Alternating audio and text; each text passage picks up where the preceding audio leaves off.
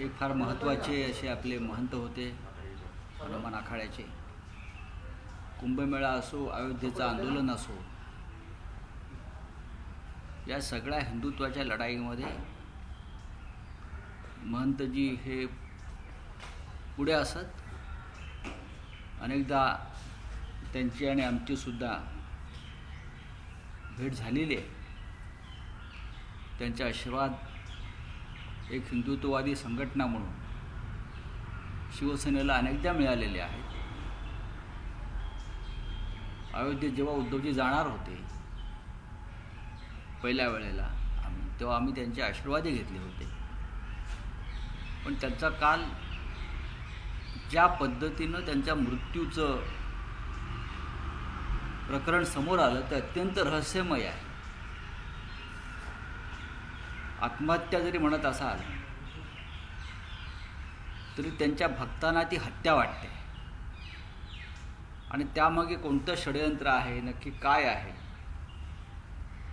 याचा तपास होणं गरजेचं आहे. महाराष्ट्रात जेव्हा पालघरला काही साधूंना जमावाचा मारहाणीमध्ये त्यांचा मृत्यू झाला,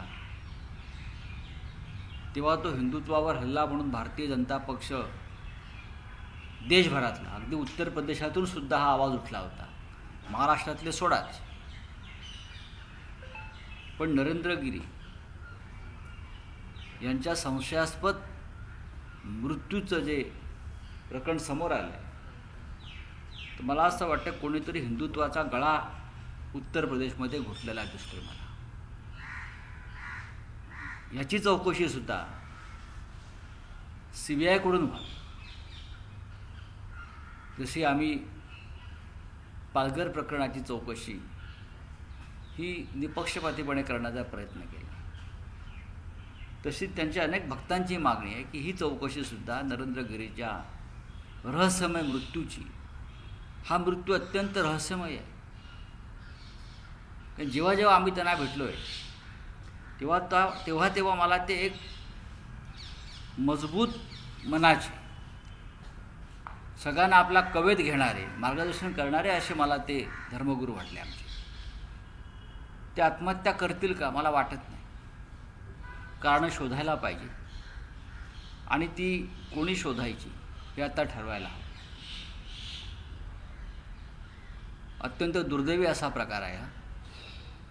आणि मी परत सांगतो की कोणीतरी हिंदुत्वाचा गळाच घोटला असं क्षणभर आम्हाला वाटलं.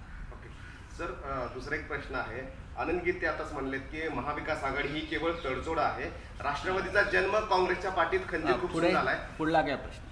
पवार आमचे नेते होऊ शकत नाहीत, आपल्याच पक्षातले माजी केंद्रीय मंत्री म्हणतायत. मला माहीत, पण ज्या पद्धतीने त्यांनी टीका केली मला माहीतच नाही.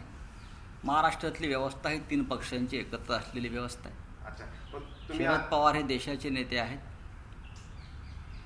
शरद पवार असतील, काँग्रेस असतील, उद्धव ठाकरे असतील, माननीय उद्धव ठाकरे असतील, त्यांनी एकत्र मिळून हे सरकार बनवलेलं आहे. आणि ही व्यवस्था 5 वर्ष चालेल. आणि या व्यवस्थेला संपूर्ण महाराष्ट्राची मान्यता आहे. असा घरचा आहे कसं काय? किरीट सोमय्या यांनी 31 डिसेंबर ही डेडलाईन दिलेली आहे आणि उद्धव ठाकरे आणि त्यांचं सरकार जे आहे त्याला अलिबाबा आणि 40 चोर अशा पद्धतीची उपमा दिलेली आहे. देऊ द्या. ज्या पद्धतीनं किरीट सोमय्या यांच्यावर कारवाई झाली, आम्ही त्यांना ओळखत नाही. ठीक आहे, त्यांना बघा की या देशामध्ये प्रत्येकजण आपापल्या पद्धतीनं काम करत असतो.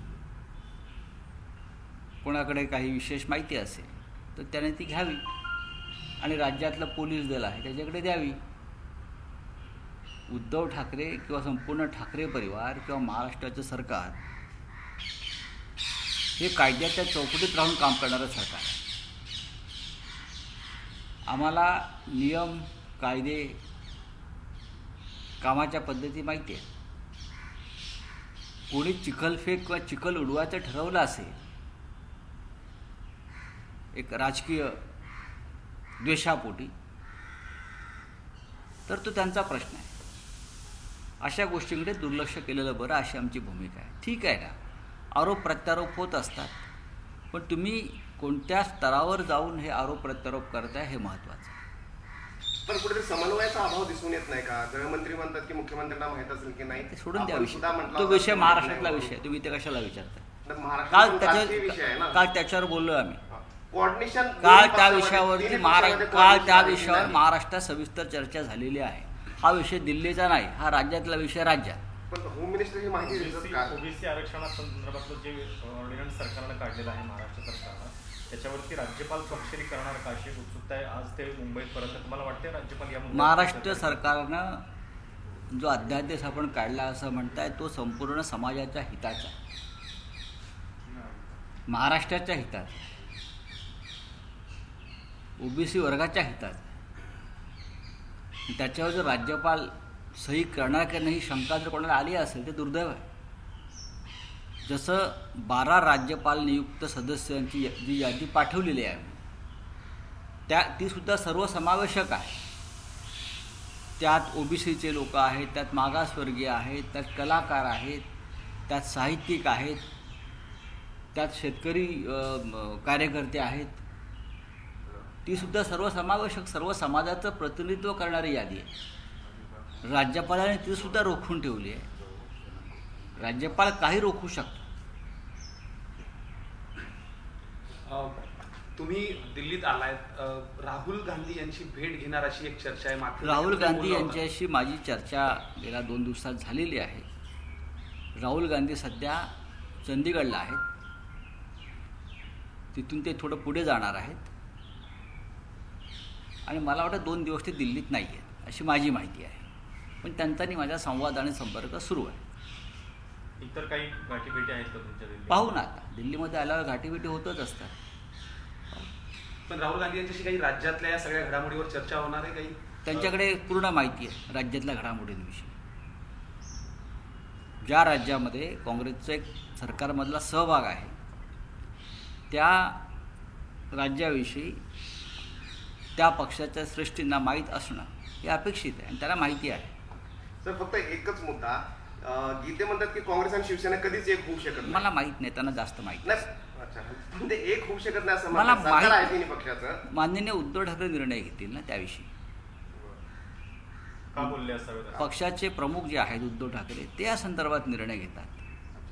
पक्षाचं जे नेतृत्व असतं ते निर्णय घेतं. या क्षणी आम्ही सरकारमध्ये एकत्र आहोत आणि सरकार चांगल्या प्रकारे चाललेलं आहे. शिवसेनेचा मुख्यमंत्री आहे आणि ह्या महाविकास आघाडी स्थापन झाल्यामुळे शिवसेनेचा मुख्यमंत्री होऊ शकला. अच्छा, पक्षाचे जुने नेते बोलतायत असं उघडपणे? मला माहीत नाही. अशा विधानामुळे सरकारमधला समतोल काही बिघडेल? नाही, त्यांच्या सरकारशी काय सांगा. सरकार उद्धव ठाकरे चालवत आहेत. महाराष्ट्राचं सरकार उद्धव ठाकरे चालवत आहेत आणि त्या सरकारमध्ये काँग्रेस आणि राष्ट्रवादी हे 2 प्रमुख घटक आहेत. शरद पवार, बाळासाहेब थोरात, नाना पटोले हे राज्यातले प्रमुख इतर पक्षांचे लोक, अजितदादा पवार असतील, अशोकराव चव्हाण असतील, हे सगळे आहेत ना. आणि त्यांनी मुख्यमंत्री म्हणून उद्धवजींचं नेतृत्व स्वीकारल्यावरती हे सरकार अत्यंत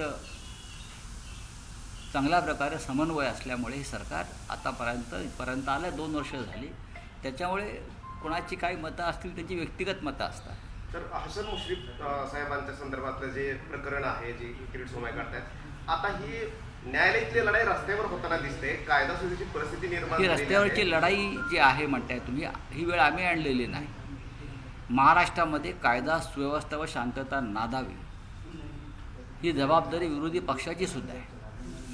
विरोधी पक्ष जो आहे, जो मग भारतीय जनता पक्ष असेल किंवा अन्य कोणी असतील, ते सुद्धा या राज्याचं काही देणं लागतात. ह्या महाराष्ट्रावरती आपण कधी काळी राज्य केलं आहे, हे राज्य आपलं आहे, याविषयी कृतज्ञता भाव त्याने सुद्धा बाळगायला हवा.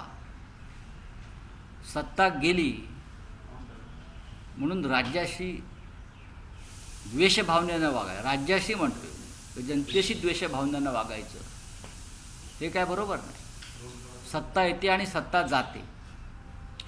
सत्तेचा अमरपट्टा कोणी बांधून आलेलं नाही.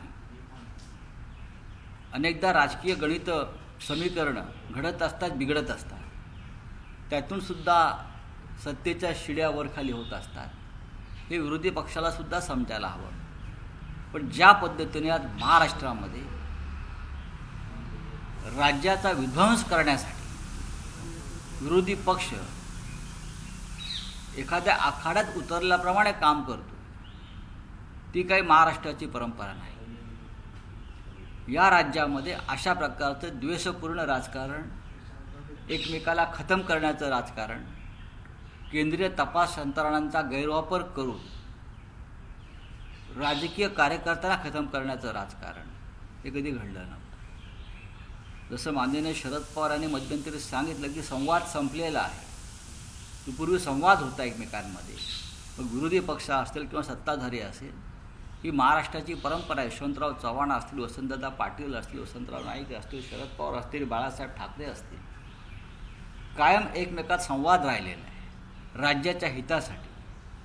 तो संवाद विरोधी पक्षाकडून संपवण्यासाठी आटोकाट प्रयत्न केले जातात, हे काही बरोबर नाही. पुढे ते म्हणाले होते की कोथळा काढण्याची पण भाषा केली जाते आणि त्याला तुमचंच उदाहरण जोडलं जाते. मी कधी असं म्हणालो? मला दाखवावं ना पुढे. कार्यक्रमामध्ये तुम्ही म्हणला कधी मला तुम्ही सांगायला मी कधी म्हणालो? तुमचं चुकीचं म्हणणं आहे. ते बहुतेक भारतीय जनता पक्षाविषयी म्हणाले असावे. कारण ज्या प्रकारे केंद्रीय तपास यंत्रणांचा वापर करून कोथळे काढण्याचं काम चालू आहे, त्याला अनुसरून ते बोलले असावे. मी विरोधी पक्ष असेल किंवा अन्य कोणा व्यक्तीविषयी जर कोथळा काढण्याची भाषा व्यक्तिशा केली असेल तर मला सांगावं. छत्रपती शिवाजी महाराजांनी अफजल खानाचा कोथळा काढला होता असं माझं विधान आहे. आपण परत पहा, पुणे जिल्ह्यातल्या माझ्या काही सभांमध्ये मी असं म्हटलेलं आहे की छत्रपती शिवाजी महाराजांनी पाठीत वार केला नाही अफजल खानाच्या, ही आमची परंपरा नाही. त्यांनी समोरून वार केला शत्रूच्या आणि कोथळा काढला. ते अफजल खानाविषयी विधान आहे आणि त्याच्याविषयी कोणालाही वाईट वाटलेलं नाही. अफजल खानाचा कोथळाच काढला. अफजल खानाला का महाराजांनी नखं मारली नाहीत ना. एक बातमी आज अशी आली आहे की मोदींचा 2024ला सामना करण्यासाठी शरद पवार आणि ममता बॅनर्जी सगळ्या विरोधकांना एकत्रित आणणार, दर महिन्याला विरोधी पक्षांची एकत्रित बैठक करण्याचा विचार आहे. शिवसेना या बाजूला या संदर्भात आमच्याकडे जर विचारणा झाली तर उद्धव ठाकरे निर्णय घेतील, आमचे पक्षप्रमुख. अद्याप आमच्यापर्यंत हा विषय आलेला नाही, हा तुमच्या माध्यमातून समजतो आहे. समन्वय जो असतो हा व्यक्तिगत स्वरूपाचा असतो. त्यातून काहीतरी एखादी आघाडी निर्माण होऊ शकेल, कोणीतरी निमंत्रक नेमला जाईल त्या संदर्भात, कोणीतरी एक कोऑर्डिनेटर तिथे काम करतो. आता हे वृत्तपत्रातून समजलेली बातमी आहे, मीडियातून. त्या संदर्भात जर काही प्रपोजल आलं तर शिवसेनेचे पक्षप्रमुख उद्धव ठाकरे हे त्या संदर्भात निर्णय घेतील. चलिए, हो गया, बोलिए. हाँ, हिंदी में आपल्याला महंतावरती एक हिंदी बाईट टाका. हाँ, महंत की जिस तरीके से मतलब सुसाइड सामने आ रहा है, लेकिन देखिए सुसाइड सामने आई है लेकिन उनके मौत बहुत ही रहस्यमय है. महंत नरेंद्र गिरी जी को मैं बहुत बार मिला हूँ, उनका आशीर्वाद ले चुका हूँ. एक हिंदुत्ववादी संगठन होने के नाते महंत जी ने शिवसेना को भी आशीर्वाद दिया था. जब हमने अयोध्या में आंदोलन शुरू किया था उद्धव जी के नेतृत्व में, तब भी उनका आशीर्वाद मिला था राम मंदिर के लिए.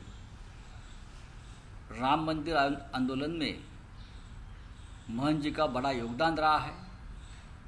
ऐसे हमारे हिंदू धर्म के महान मार्गदर्शक जी का अगर इस प्रकार से रहस्यमय मौत होती है तो मन बहुत दुखी होता है, मन बहुत दुखी होता है.